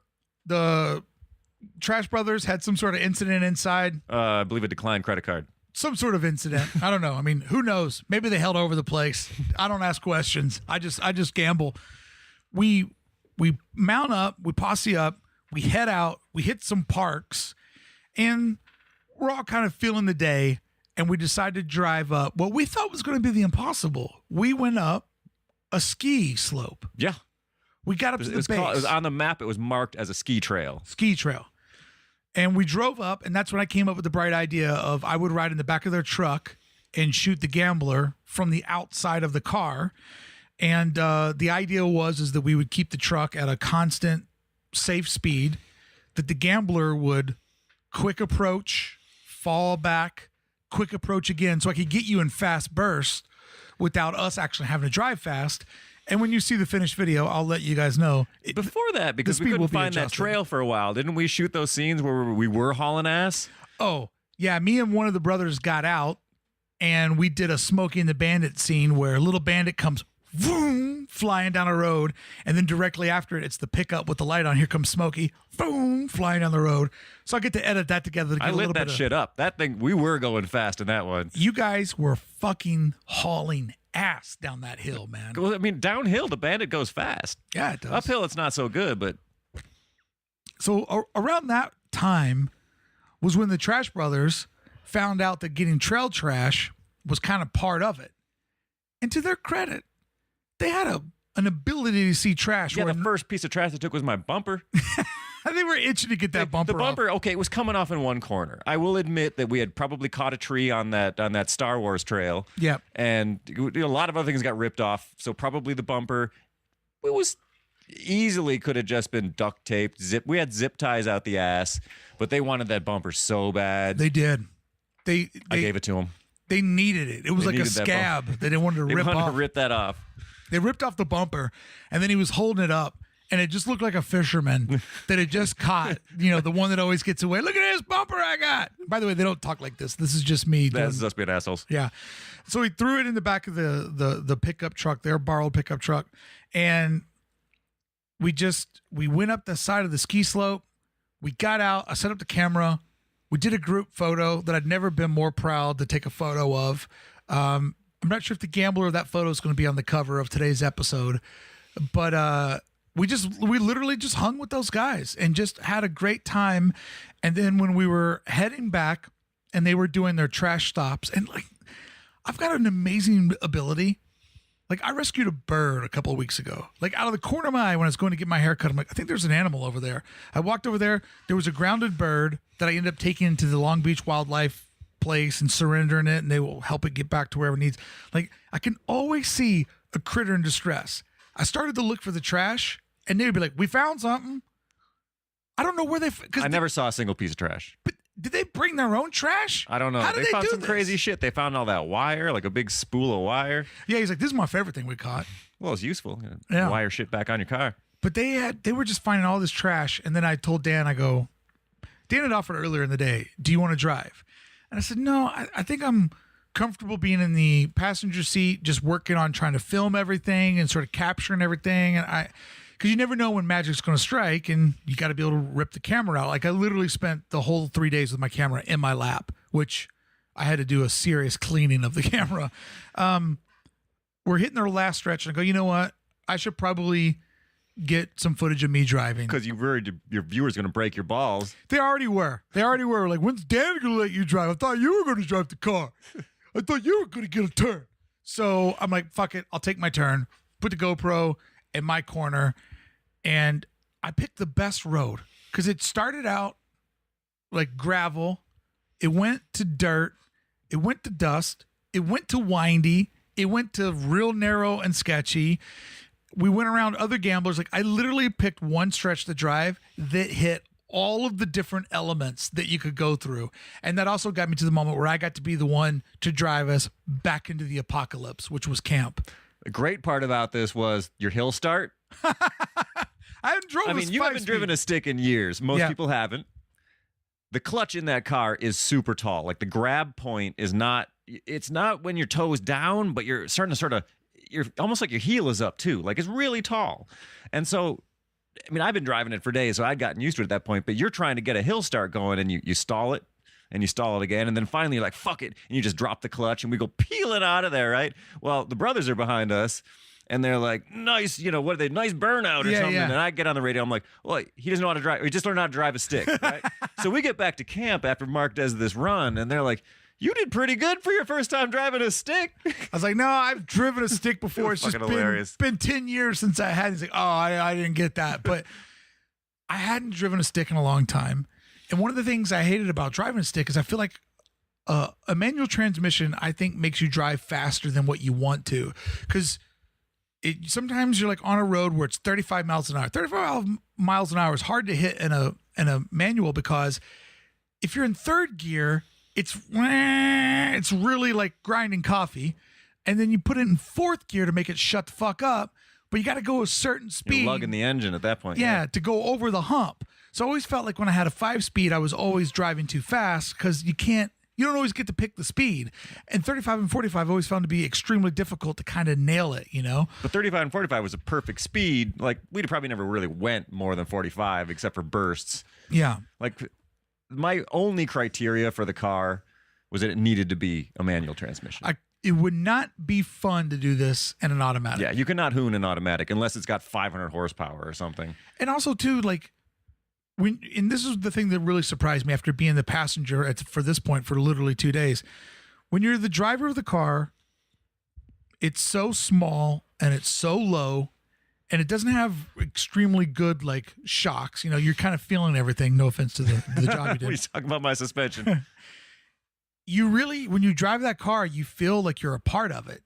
And the way that it's angled and how low it was and with the GoPro over my face, like, I know I was in a Geo Metro, but it felt like I was in a fucking race car. And it felt amazing. It was that 14-inch racing wheel, too, man. And just, like, cranking those gears and just like, I'm going to go down to second now. And I'm going to go up to third. And, like, I come from Kentucky, but I'm far from being a good old boy. But a bit of that is in my DNA. And I just had so much fun ripping on that last trail that we did and bringing us into camp. And when we got into camp, it just was like the joy of the first night was we all made it. The joy of the second night was we all just spent the day being 14-year-old boys and ripping up everything. And when I say 14-year-old boys, that's my own perspective because surprisingly, there was a ton of women at camp. By ton of women, I say about 1,000 more than I imagined. I didn't think I'd see a woman for 3 days. And there were a lot of women there, and they weren't all just girlfriends. They weren't just all wives. There were women there that were getting at it on mini bikes, that were driving their own cars. And that was something I didn't expect to see. It was a nice, pleasant surprise. Yeah, I thought it'd be a sausage fest. I was convinced it would be a sausage fest. And it still was mostly dudes. Yeah, but to see 100 women there was 100 more than what I expected. Because it just seems like I always just think that women are smarter than men. And this is one of the dumbest things that I ever did. So I didn't think other than like somebody at the gate that was part of the staff, I just didn't think that you'd see women out there, keg standing and ripping clutches and going for it. But we did. So we made it back to camp. And to their credit, I've been to a lot of music festivals where they can't figure out food. You could walk up to the mess hall that they had. One line you ordered. One line, you got your food. Really, really small menu, affordably priced, big hungry man portions. You walk up, I'm going to have the tri-tip dinner. Give them your $12, $14 with a bottle of water or whatever. You go to the next window. Within 2 minutes, it was there. Never saw the line, whether it was for breakfast, for dinner. Never saw the line get longer than a dozen people. Good food, too. It was real good food. Guy serving it wanted to be my friend. He did. He recognized you. He is. Oh, this guy again. What does the VGHC stand for? Violent Gentlemen Hockey Club. Oh, what? A Violent Gentlemen Hockey Club. Oh, I'm like, where's it from? Orange County. I was raised on the 210. I'm like, you were raised on the highway, the 210? That's a Possibly. rough life. Yeah, just gambling for spare parts his whole life. So Saturday night, it's kind of winding down. People are feeling it. Dan and I decided to go take our chairs, and we went up to the main thoroughfare. And we literally just sit and watch people gamble in. Still new cars showing up. The gate was hot. It was hot. The whole time was there were cars still coming in. Yep. Cars are coming in all night. I mean, were they on the trails all night? Were they just getting into Gambler Town? I don't really know. Yeah. But it was where the action was, because it was also where the intersection sort of from upper camp to lower camp was. And so all these guys would come through in like the toy Boda, for instance. Explain the toy Boda. The toy Boda was some guy took I don't know, I'm going to say a Bronco frame, some kind of frame, stripped the entire car off of it, mounted a motorboat to the wheels. So he was literally driving around in a boat, and everybody loved the toy Boda, and this guy loved everybody. And so he had, like, you know, those rap videos where you got like 9 girls hanging off a fucking speedboat. That's what he did the entire. I don't know if he ever took that thing on the trails. I think he just drove around camp with people hanging off his car, just literally cruising. People were cruising camp. Yeah. And so you got the cruisers, you got the mini bikes just cutting through people, cutting through the cars. All gamblers coming in. On the second night, a lot of them were coming in on tow straps behind other gamblers, which was cool. Yeah. You know, like, because they had recovery vehicles, which were just guys who have real 4x4s who are like, if you can get back to camp and tell me, you know, where it is, we'll go get your car. Right. But I think a lot of people just out on the trail, I mean, I brought tow straps. I would have tried it. If I had to pull the brothers in, I would have, you know. That would have been amazing. It would have been awesome. And you totally would have done it. We'd blow that engine up. Yeah, why not? But when you saw the guys towing in other guys and people coming back in, The guy who came in on running like basically rims. oh, that tire was so spent. I'm a guy that watches a lot of high-speed chases. I know what a burnt-out tire looks like. That thing was just... The crowd went ballistic when he came in on that. It looked like when an asshole just gives up. That's what it looked like. It looked like a prolapsed asshole just coming through town. We were getting that perfect sunlight, and I went out there and I was just filming cars coming in, and I'd ask people like, you know, good day, just to get a reaction from them. You know, obviously edit me out, but they're them yelling back at me, and just everybody looked just that chill, you know, just that chill of like, you know, when you're out on a boat, everybody waves at everybody. Something about floating that takes away the worries of the world. Everybody was just floating, man. Everybody's just coming in, waving, getting at it with each other. You know, I had a camera and people were mugging up for the camera. Like, just everybody was literally happy to be there, to be doing what they're doing, and to have made it through the day. It was a really great moment. So we went and got our chairs. We had dinner. We sat up there on the side, and we just watched it all go by. And there were just people that didn't know what else to do. So there were just cars cruising, literally cruising the camping lot. You know, one thing I feel, I didn't find this out until this morning. I'm on a couple different like message boards. So we're in the center of camp, sort of the lower part of camp. Up higher in camp, we're in a pumice mine. Have we mentioned this part yet? We mentioned pumice mine. All right, we're camping in a pumice mine. Pumice apparently is a rock, volcanic rock. They have big piles of pumice. Some of them are 30 feet tall, some of them are 60 feet tall. I climbed up on one. Yeah, it looks like kitty litter. The first morning when I got up real early, I climbed up to the top of one of these just because I could and got to look around. Anyway, that night, like, I don't know, maybe at midnight, maybe at 1 a.m., guys started jumping these things in their cars. And I am really sorry that we missed that, because there are guys like doing those hill climb videos you see, like up these pumice things, you know, getting air off. Guys on dirt bikes, like hitting the lips. But it was too far away. We didn't even see it happening.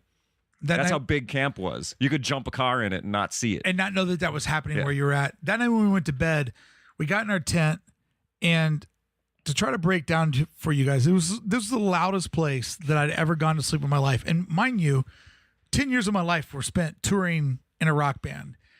There was a fire truck that had the loudest PA I'd ever heard on it, that was playing top 40 dance music. there was a stage where bands were playing live music. So like one side of your head had one style of music, the other side of your head had live music. Then there were people that for whatever reason needed to listen to their own music in camp. There's people talking. So all this is going on while you're trying to go to bed, and then you hear this going down the road. So it was like a mating call. Like some guy would hop in his car, fire it up, and just floor it until most cars have a rev limiter, so you can just rev it till it blows up. So it'll what's called bouncing it off the limiter is that at the very top when end you're at like 8,000 RPM, and the engine's like no. and so like one guy would do that, another guy would be like, oh yeah, and you'd get in his car and do it, and so it would like echo around the camp like a mating call. Just I mean, just imagine that with pop music and rock music and camp music and people talking. Like the first night when we went to bed, we stayed up late and they cut the music, and I told Dan, I'm like, this is the dumbest conversation I've ever heard, because I could hear 3 or 4 different people from 3 or 4 different camps that were all drunk. So you could only hear the one drunk guy in each of these conversations, and I couldn't hear the quiet guy. So it sounded like the 4 drunk guys were talking to each other. I'm like, this is the dumbest conversation I've ever heard in my life. So we wrapped it up. You know what we forgot to mention? Oh, go ahead. The morning before we even set out, I got up I had to piss, right? So I wake up at 6 a.m.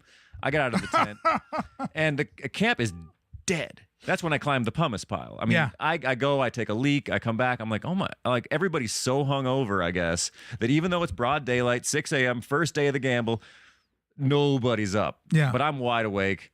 And I'm like, we've been rubbing the wheels coming in, and it was an issue. And I'm like, you know what? I'm just gonna pound out that back fender.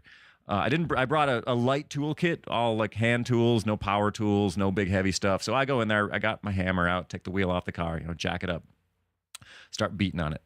1, 2, 3. By like the 4th time I hit the car, a man shows up. Not just any man. No. This is 6 a.m., mind you. A man shows up in my camp wearing a Duff beer bottle costume.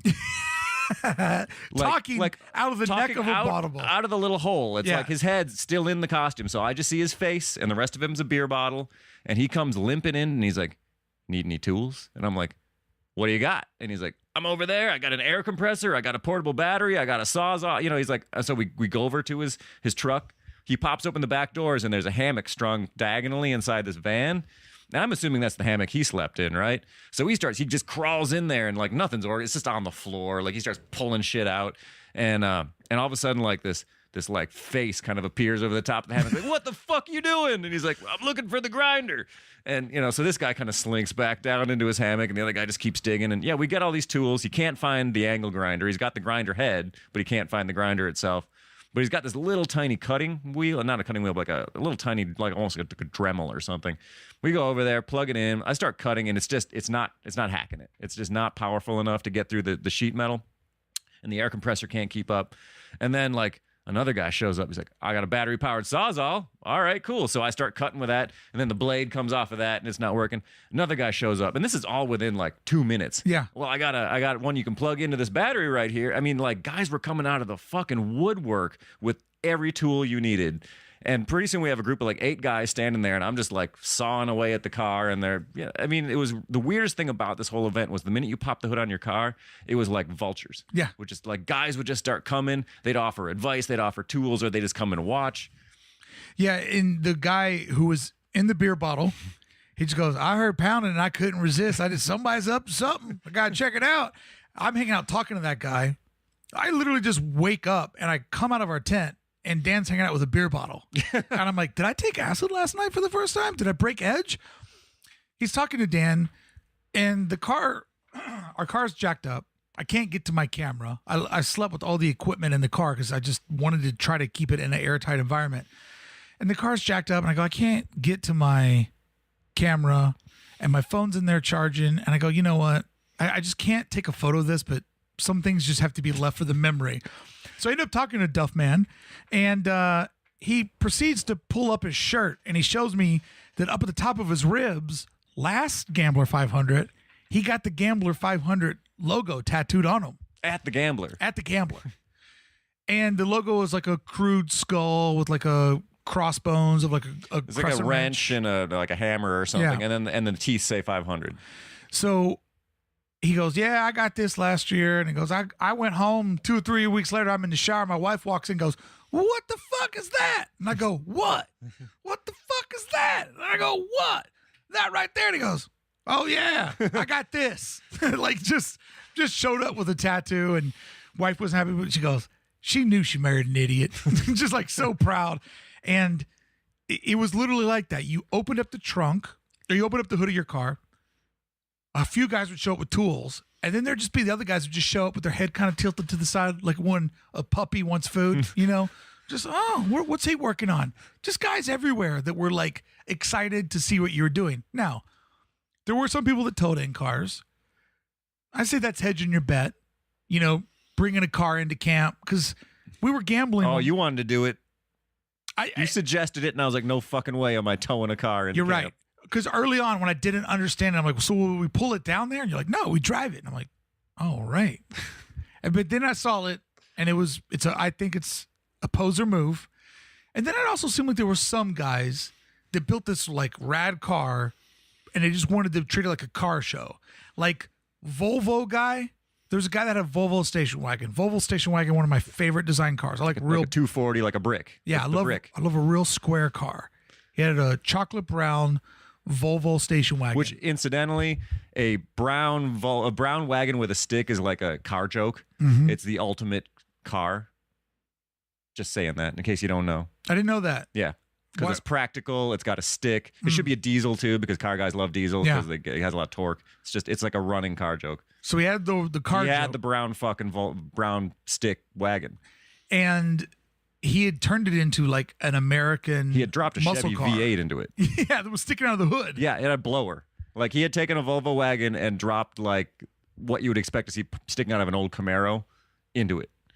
And I don't know if that car ever got at it.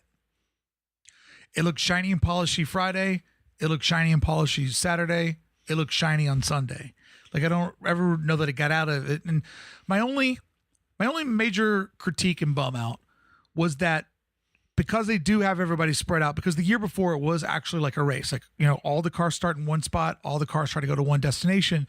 Think about it logistically. If we had 1,500 cars this year. If you have 1,500 cars going in a straight line, it's just going to become. It would be just like it was getting into camp. Yeah, just stop and go, stop and go. You'd be stuck behind whoever the slowest one was. So this year, they basically said, we're going to put camp in the middle. There's the spider web of opportunities. You can go wherever you wanted to go. I was hoping that at some point we'd be closer to other gamblers, because I wanted to see a lot of these crazy vehicles do their thing. Like one of my favorite cars was, remember old Centipede? Ah, the Centipede. Centipede was a guy bought two of the same car, cut one of them in half, so it literally looked like a centipede. He trailered it. He trailered a half a car behind the whole car. And it looked like a centipede. So I really wish that there would have been a little bit more piled on top of each other so that you could see some of the spectacles that were happening. Because we did see other cars out on the trail, and there was a couple times where we were running 6-8 deep. But I was just hoping as the day went on that it was going to get a little bit more concentrate, because I wanted to see, you know, I loved hanging out with the Trash Brothers, but I wanted to see other people and other things that they were doing. And I wanted to see some of the hijinks and dilemmas that such a feat would create. Yeah, it was crazy to me that we were going to the established waypoints, like that mountain, the ski mountain. Yeah. We didn't see a single gambler up there. No, There was only one path up, one path down. It was an established waypoint. It was the closest waypoint to camp. Yeah. Maybe everybody hit it in the morning. I don't know. Right. We hit it last. We did kind of a reverse circle that, we could have gone the other way. But there was nobody on that. Well, even when we started our course, I'm like, let's just get to the trail that gets us there the fastest, because I didn't want to do any more highway driving. I didn't want to do any more pavement driving. I wanted to get in the shit quick, because I kept, at that moment, still thinking we were on borrowed time. Like, we got up Sunday morning, we got in our Gambler, and we drove it home like it was a normal car. By that point, I was really used to driving, and it felt normal. Because that first couple of white knuckle hours, I was like, the wheels are going to come off. Something's going to go wrong. By the end of the weekend, I was just driving with one hand. Just everything felt normal. I started to realize when we got to the final 100 miles, I'm like, we're going to fucking do it. Like, this car is not breaking down. We took 3 spare tires too many. Like, we are going to make it. And that's exactly what we did. And I started to have a panic. Like, did I capture enough to make an interesting film. Because really, we weren't given any major setbacks from our car. There was leaving the neighborhood that was kind of wild. And I even filmed that kind of conservatively because I was like, there's no way to recharge these camera batteries. When we get out on the back trail and shit goes wrong, I don't want to get out there and get the, because camera batteries go from full to zero like that. They have no way to be like, you're down to 30% of your battery. Like all my camera batteries are like awesome until they're out. And so I just kept being conservative, waiting for that moment where it all fell apart.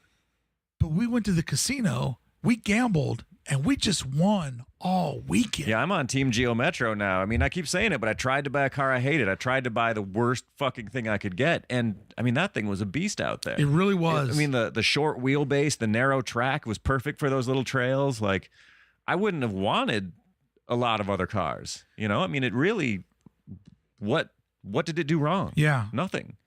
To wrap up the I week, drove that thing over a fucking tree. 3 times. Yeah. To wrap up the weekend, really what I took away from it was obviously the feeling of being young, being in the summertime, and just doing dumb shit with your friends. That was a given. I knew that was going to happen. But the surprises were how many people in my life, even though they thought it was cool, how many people in my life are completely brainwashed by what could go wrong. How they were like, what about this? What about this? Like, there were so many people that acted like you and I were grossly underprepared to do this. And there were so many people that just couldn't cope with not knowing what the outcome was.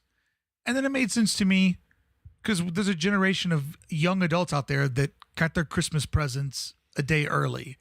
We live in a time now where you can go see a spoiler and figure out how the Star Wars movie ends before you go see it. You know, there's a whole movement of people want to know what happens before they commit. Like, I don't know, that movie's 90 minutes. Before I go see 90 minutes, I want to know what's going to happen. And we're just really kind of very far from just go out and live an experience. And what will happen is the experience. That was the one thing we were guaranteed this weekend, that we would get some sort of an experience. And we didn't know what it was. We didn't know what it was. That was the most important part. It was an adventure that was actually an adventure. You didn't pay to go on a tour somewhere where somebody walks you through some shit. You get to drive and see some animals or whatever. You didn't go to a city where you have a city map. It's like, you got to go to the Louvre and then you got to go over here and see. It's like, no, we're just going to show up in a place where at any given moment our transportation could go from being our transportation to being our biggest liability, because now we're fucked. Yeah. And we got to get this thing out of here and ourselves out of here. We didn't know who we were going to meet. We didn't really know where we were going to go. They make this thing deliberately opaque. They don't release really any information, which is how you wind up with that guy from Chicago. It's like, where does it even start? You're on it. Yeah. I mean, the whole thing is meant to be just wing it. And the more you're winging it, the more fun you're having with it. And that was really what I realized was so much of my life of, you know, you and I've talked about being raised middle class in the 70s, 80s is like being poor by today's standards. Like being young when there wasn't so much technology, growing up in a band where every day is problem solving. Like every day feels like you're not going to get to the show on time. You know, like every day is a series of obstacles where you're like, oh, our van broke down, but when we were in Pittsburgh, somebody gave us a body bag, and now we're going to trade the body bag for some brake job on our car because the guy who's doing the brake job in Coeur d'Alene, Idaho, just told us a story about like, yeah, my dad got arrested for shooting planes out of the sky with his rifle. Like, just characters all day long. But all the characters were well woven in this journey that you're on. So to get all of that in one weekend, it made me feel like getting back to my youth. But it also reminded me as a business person, as a creator, as a creative, like that leaning into the unknown was how I was raised and how I spent my 20s. But that leaning into the unknown is how I've also lived my adult life. It creates success. It does. And it also creates originality. It creates a breath of fresh air. And, you know, we all have this muscle memory. We're all good at like 12 different things, right? And so when you get into a moment where you're like, oh, I was a good skateboarder, so I'm a good snowboarder. Muscle memory, I know how to do this. It was a whole weekend based around my ability to embrace the unknown. And where other people would back off and be like, I don't know, I lean into it. I accept it and I enjoy it. And it was nice to really take that little sliver of my brain and flex it for the weekend. I really didn't expect that to happen, as well as I kind of forgot how much we would become bonded with the car, with each other, with the people that we would meet, with the strangers around us, with the trash brothers. Like, I kind of forgot about the human element. And my number one big takeaway was, after Trump won the election, no matter what your politics are, the one thing we could all agree upon is there's been a lot of talk where the country feels divided. It feels ripped in half. It's my side against your side. I'm pretty sure living in a litter box for 2 days, there were a lot of different political views out there, a lot of people that probably voted different, a lot of people that probably don't live the bizarre life that I live living in Los Angeles. It didn't fucking matter. There was none of that out there. It was literally America back to its core. And right after the election, I said before on the show, and I got a lot of shit for this, I saw an American flag and I felt weird standing for the national anthem because America was starting to look like something that I didn't recognize anymore. This weekend in the litter box with all these fucking insane people, it got me back to being like, I am 100% a product of my environment. It was the most American thing maybe I've ever done in my life. I know. I mean, everything about it, between the fact that no place else on earth really, except maybe Africa and Australia, have this much land to even go do something like this crazy. The ingenuity behind just taking these vehicles and making them into something else is a very American trait. The whole sort of freedom, like, let's just go do whatever we want in Gambler Town, like everything about this entire event was really in a way, sort of the best of America, which I know sounds stupid, a bunch of assholes driving around a fucking gravel pit and get drunk, but it really was a celebration of a really unique confluence of American traits that you don't really see in this country anymore, and you certainly don't see celebrated. Like, and just the expendable income, and that all these people have a lifestyle where they can disappear from being fathers and workers and brothers and husbands and mothers for 2 days. You know, like, it just was like, you could see something similar to this, I'm assuming somewhere in India, but that's like a coveted family car and not like a fun thing called Centipede. You know, yeah, like, right. That's their transportation for real. Yeah. Like, all those mini bikes in the other country would have like 12 stacks of chicken coops on the back of them, you know? And this is just what we were all doing for fun. And it kind of reminds me of one of my favorite Homer Simpson quotes where 4th of July is coming. He's like, I'm going to celebrate my country's birthday by blowing up a small part of it. And that's kind of what we were doing. We were celebrating America by destroying a small part of it with all of the exhaust, all of the emissions that we were out there getting after it. But it was... Hey, we did it all on like a tank and a half of gas, by the way. I know. We were green. We ecoed this whole thing. I cannot believe the gas mileage that car I have never gets. had a car in my life, and I've had a lot of cars. I've never had a car that got gas mileage like this. And we gunned it in second and third gear the whole time. It was at like 4,000 RPM the entire weekend. We drove for 3 solid days on a tank and a half of gas. It was an amazing experience. I'm 100% down to do it again if you want to do it again. It's a lot more responsibility for you because you're the guy that works Next year, you're in building the car, though, right? If I build a car, that is beyond gambling. That's like trying to rob a liquor store to get money to go into the casino. That's how crazy it would be if I worked on the car. But if you're down to do it again, I'm down to run co-pilot. All right, so I want to interject here at the end. A little story about myself. Grew up in Ann Arbor, Michigan, sort of outside Detroit. I'm not really like a Detroiter. I'm from Ann Arbor. It's a college town. Like, I grew up next to lesbians who had PhDs, right? But I'm a Detroit kid at heart, I think. You got a contact buzz. There's the Michigan thing in me. So anyway, I bought my first car when I was 15. I had to wait to be old enough to drive it. But I used to do this thing. I got Auto Trader magazine.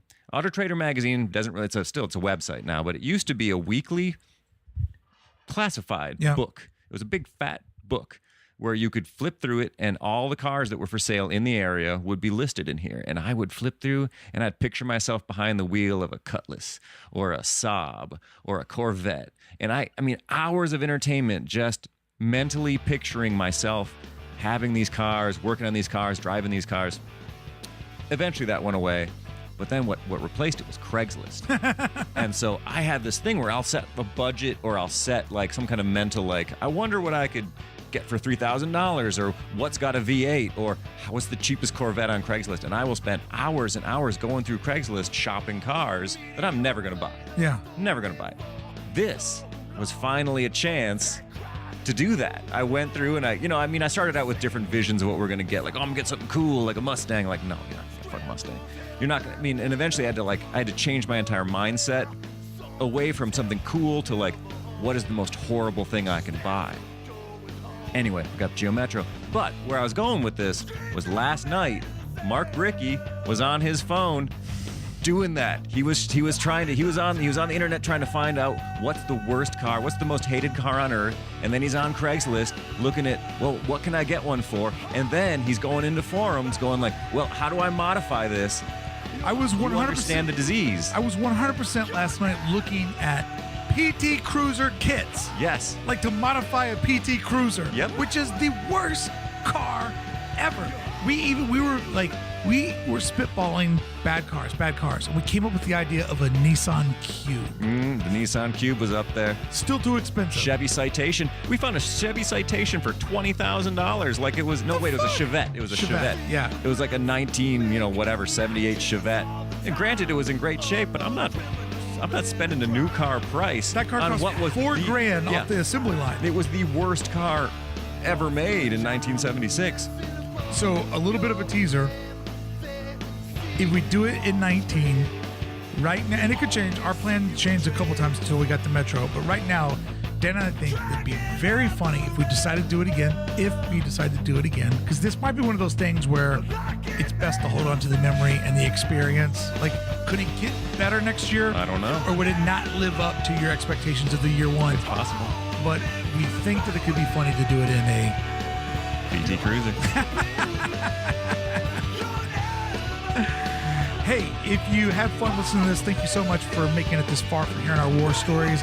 I'm going to go into deep editing mode and have a video out showing all this next week over on YouTube, where you can sort of see, a little bit of a documentary that I put together of us showcasing the real gamble of we bought a Geo Metro for $500 and drove it over 800 miles and lived out of it for 3 days. So that'll go up on my YouTube channel. But thanks a lot. If you're an AID listener, thanks for listening to a podcast about cars. And if you're a car guy, welcome over. You're probably a gambler. It was nice to be in your crew.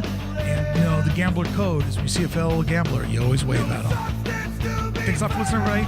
Good day and good gambling.